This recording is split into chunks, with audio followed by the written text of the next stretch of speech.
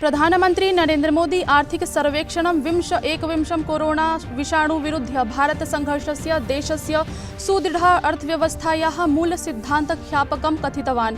वित्तमन्त्री निर्मला सीतारमण संसदः उभयोः सदनयोः प्रस्तौत आर्थिक सर्वेक्षणम्।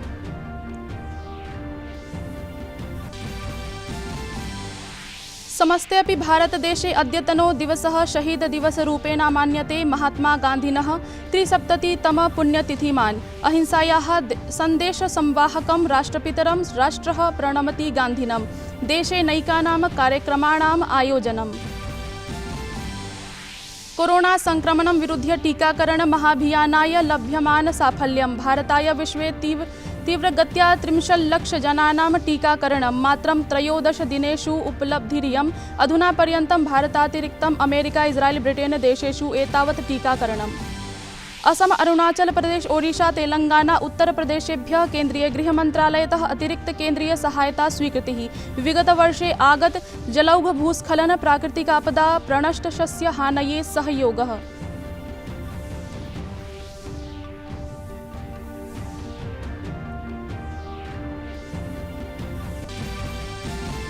विदेशमन्त्री एस जयशंकरः अमेरिकायाः नवनियुक्त विदेशमन्त्री एंटनी ब्लिंकेन इत्यमुना सह लापितवान्। नेतृभ्यां बहुआयामी भारत अमेरिका रणनीतिक सन्धिं दृढयितुं विस्तारयितुं च प्रदर्शिता प्रतिबद्धता। सहैव हिन्द प्रशान्त क्षेत्रे शान्ति सुरक्षायै आम्रेडिता प्रतिबद्धता।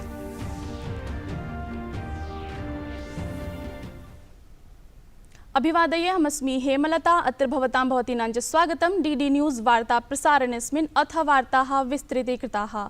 वर्षस्य अस्य आर्थिक सर्वेक्षणे भावी वित्तवर्षे सकल गृहस्थोत्पादन विकासमितिः 11% स्याद् इत्येतद् अनुमीयते। अस्मिन् सर्वकारस्य व्यये वर्धनात् अर्थव्यवस्था विकासमितौ लाभसंकेताः दत्ताः सन्ति। वित्तमन्त्री पदासीनया निर्मला सीतारमणवर्यया ह्यः आर्थिक सर्वेक्षणं 21-20 प्रस्तुतम्। सर्वेक्षणे तया कथितं यत् निर्यात सर्वकार उपभोगयोः वर्धनात् अर्थव्यवस्थायां हानिम् अवरोधने सहयोगो लप्स्यते। अस्मिन् एतद् अपि कथितं यत् प्रारब्ध वित्तवर्षाय सकल घरेलू उत्पादस्य विकासमितिः 7.7% स्थातुम् अर्हति इत्यपि अनुमानमस्ति। आगामी वित्तवर्षे विकासमितिः 4.15% भवेत् अपि आकल्यते। आर्थिक सर्वेक्षणे कोरोना महामारी प्रकोपान्ते भारतीय अर्थव्यवस्थां सुस्थिरां कर्तुमिह विस्तरेण विश्लिष्टम्। देशे प्रारब्धं टीकाकरण महाभियानम् अपि अर्थव्यवस्थां भद्रां विधानस्य कारणम् अस्ति। आर्थिक सर्वेक्षणे सकल घरेलू उत्पादस्य विकासमिति संवर्धने कृषिक्षेत्रस्य महद्भूमिका प्रतिपादिता। सर्वेक्षणानुसारं कोरोना महामारी प्रकोपेन सेवायां निर्माण क्षेत्रे हानिः तीव्रतया जाता आसीत्। अर्थव्यवस्थां भद्रां विधानाय अतिसक्रिय नीति निर्माणं पूर्णतया वित्त सहयोगेन च तत्परिपालनम् आवश्यकम् अस्ति। सर्वेक्षणे स्वीकृतं यत् स्वास्थ्यक्षेत्रं देशस्य अर्थव्यवस्थायाः केन्द्रबिन्दुः अवर्तत। सर्वकारेण देशे स्वास्थ्यसम्बन्धित व्यापाराय सक्रियतया नवं रूपम् अदीयत। तात्कालिक सांख्यिक्या ज्ञायते यत् अर्थव्यवस्था पूर्तिं सम्बद्ध बाधा दूरी भवन्ति।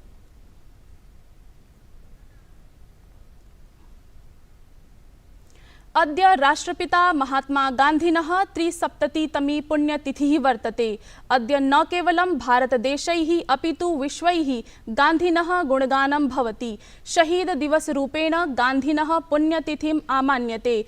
इदं स्मरणं दिनमस्ति यदा भारतमातुः महता सुपुत्रैः न्यायाय, स्वतन्त्रतायै, समानतायै, बन्धुत्वभावनायै च प्राणस्य बलिदानं कृतं।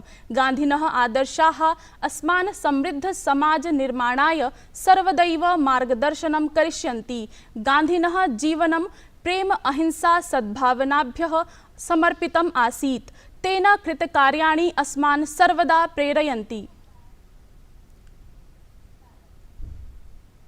ह्यः राष्ट्रपतिः रामनाथकोविन्दस्य अभिभाषणेन साकम् अर्थसङ्कल्पसत्रस्य प्रारम्भः जातः। राष्ट्रपतिना रामनाथकोविन्देन कृषिपरिष्कारैः शतकोटितोऽप्यधिककृषकाणां लाभस्योपरि राजनीतिः जायमाना अस्ति। अनन्तरं तेनोक्तं यत् गणतन्त्रदिवससदृशं पवित्रदिनस्य अपमानं दुर्भाग्यपूर्णम्। व्यापक विमर्श के बाद संसद ने 7 महीने पूर्व 3 महत्वपूर्ण कृषि सुधार, कृषक उपज व्यापार और कृषक संवर्धन और सरलीकरण विधेयक, कृषि सशक्तिकरण और संरक्षण, कीमत आश्वासन और कृषि सेवा करार विधेयक और आवश्यक वस्तु संशोधन विधेयक पारित किए हैं। इन कृषि सुधारों का सबसे बड़ा लाभ भी 10 करोड़ से अधिक छोटे किसानों को तुरंत मिलना शुरू हुआ।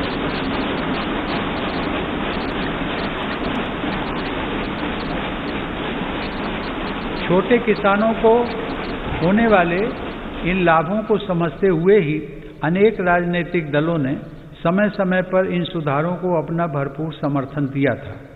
देश में अलग अलग फोरम पर देश के हर क्षेत्र में 2 दशकों से जिन सुधारों की चर्चा चल रही थी और जो मांग हो रही थी वह सदन में चर्चा के दौरान भी परिलक्षित हुई।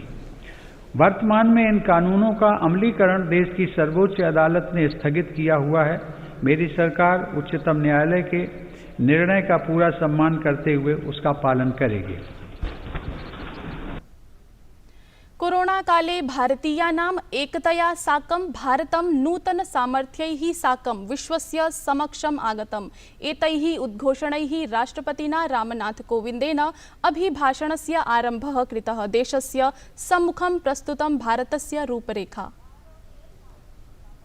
मुझे संतोष है कि मेरी सरकार के समय पर लिए गए सटीक फैसलों से लाखों देशवासियों का जीवन बचा है।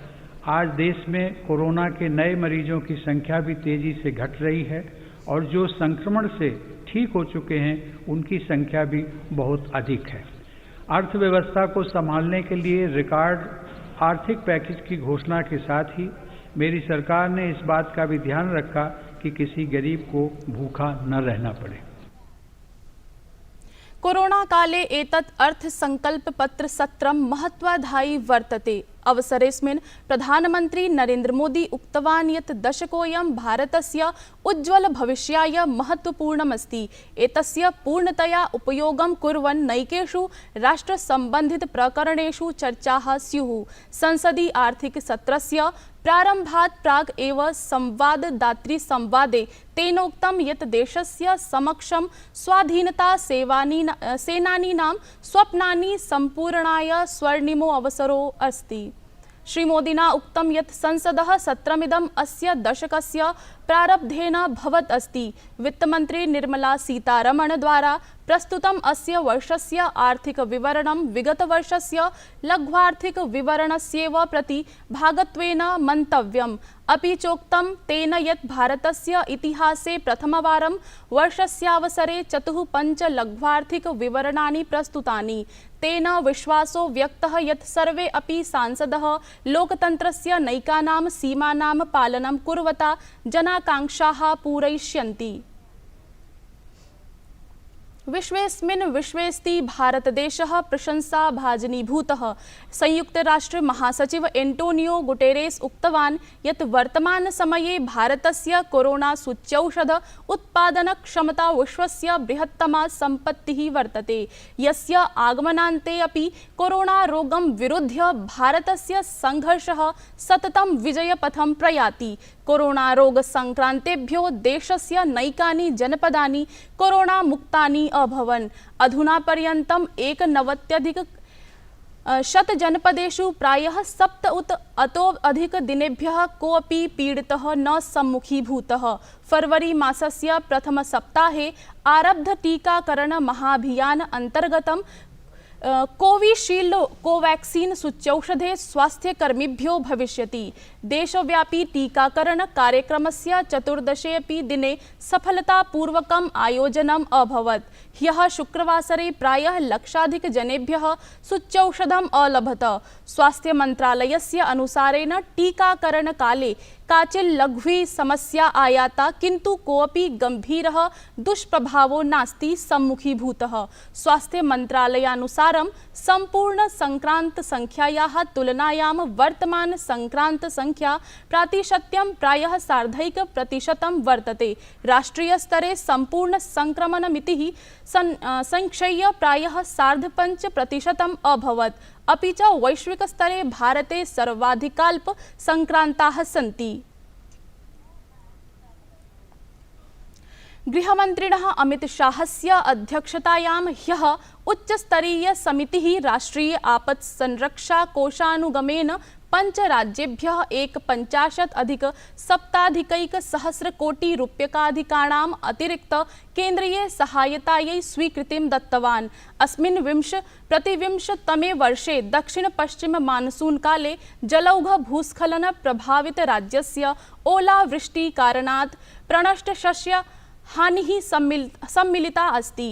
शाहः अतिरिक्त केन्द्रीय सहायता स्वीकृतिं प्रयच्छन्नाः यत् प्रधानमन्त्री नरेन्द्रमोदिनः नेतृत्वे केन्द्रसर्वकारः असम, अरुणाचलप्रदेश, ओडिशा, तेलंगाना, उत्तरप्रदेशानां प्राकृतापत्पीडितजनसहयोगाय सङ्कल्पं गृहीतवान्।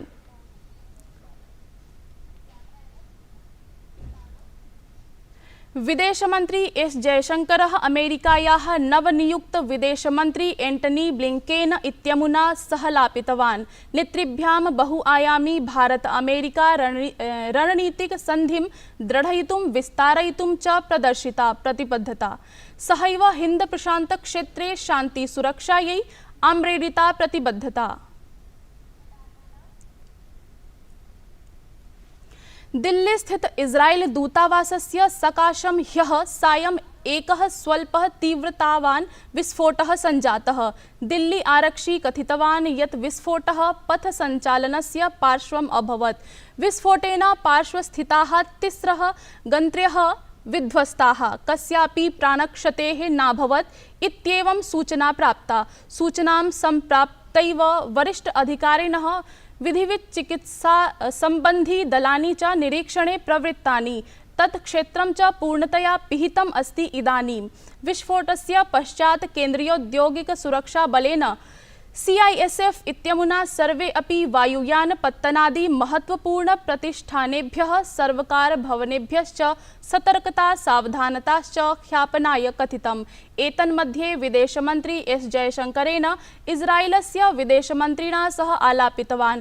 अमुना ट्वीट सन्देशं कुर्वता उक्तं यत् इजराइल दूतावासस्य बहिर्भूते विस्फोटविषये इजराइलस्य विदेशमन्त्री गाबी अश्केनजी समालापितः।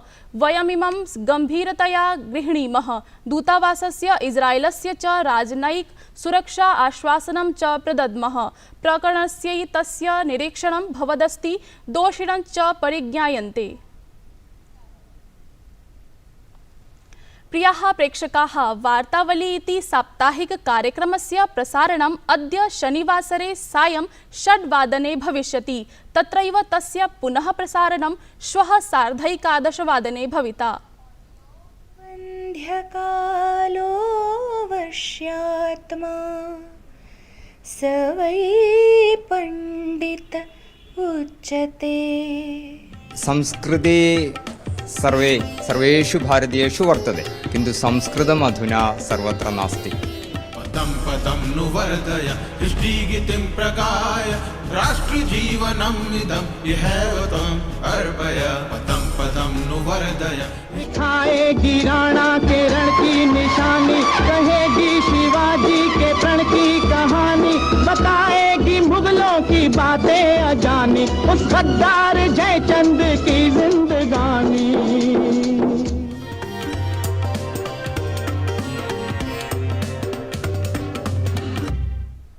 वार्ता संस्करणमेतत् सम्पद्यते अधुना। अभिनववार्ताभिः सह पुनः उपस्थास्यामः। भूयात् तावत् मङ्गलम्।